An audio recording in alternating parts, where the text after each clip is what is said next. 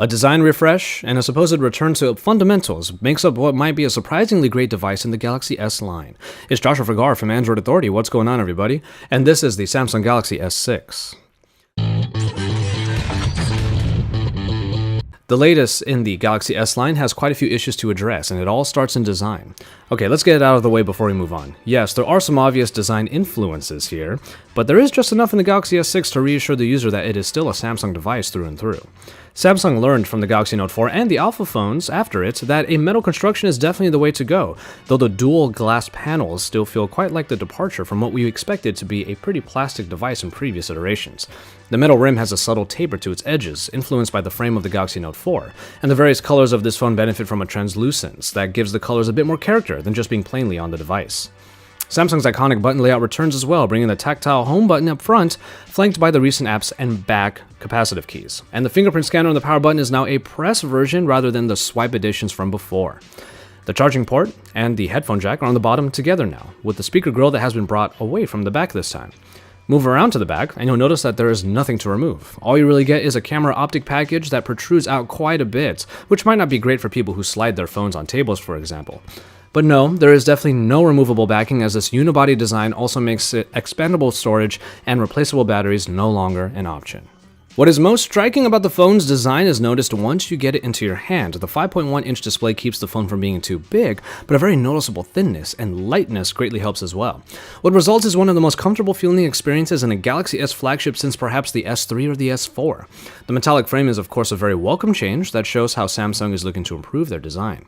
For many users, this might be the first great-looking Samsung device since their older Pebble design was first introduced in the S3. And I'm inclined to agree, as the design choices in the S6 are not only striking, but ergonomically sound in a way that has come as a bit of a surprise.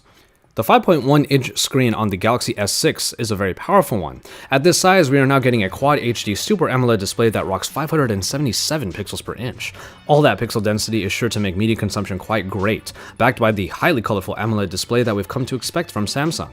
Handling the screen is still the highlight here, as the minimalistic body of the S6 helps alleviate hand gymnastics on the already pretty accessible 5.1-inch panel.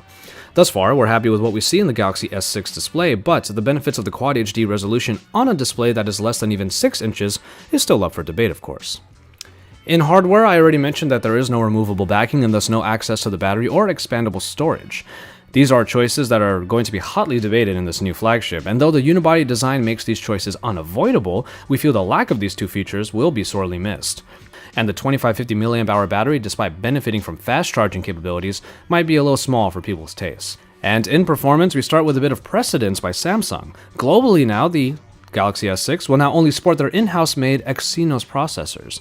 Samsung has proved their prowess before in the processor department, but enhancements to the 64-bit processing package hope to bring the S6 into the next generation, and thus far, we definitely feel the power at work. In a time when scrutiny in user interface experience is at its all-time highest, paying acute attention to the updated TouchWiz is something we could not help doing. And in this somewhat dialed-back Lollipop version of TouchWiz, we're quite surprised at how well it was able to get through its elements despite all of the features that may have returned or were added to the experience. TouchWiz is still feature-packed, but what struck me about my short time with the Galaxy S6 is that I actually don't really remember either accidentally triggering certain features like multi-window or getting annoyed by the sheer amount of elements trying to get me to notice them. A dialed-back TouchWiz, though it is still a bit too colorful like before, actually seems to be what we're getting here.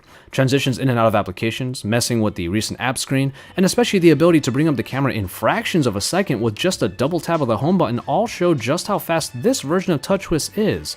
And it's yet another little surprise in our time with the Galaxy S6.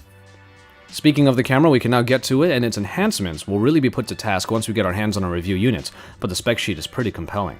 A 16-megapixel rear-facing camera is now backed by a 5-megapixel front-facing camera, and both benefit from a quite low f1.9 aperture for good low-light performance.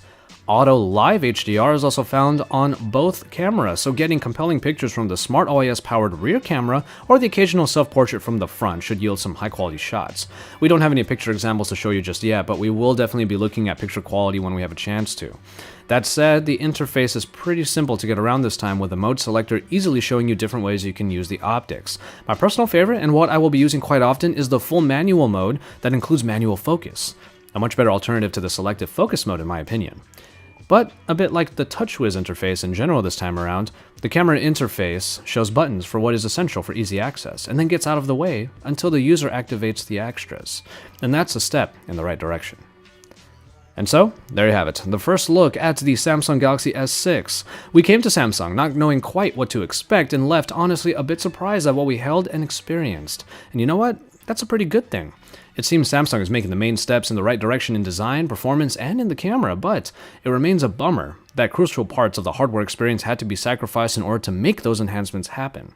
We won't know if the full experience is all it's cracked up to be until we get our hands on a full review unit. And the surprising part is that we can't wait to get to do that in the coming weeks. Keep it tuned to Android Authority for all of the best coverage here as we report to you live from the Mobile World Congress 2015 in Barcelona, Spain.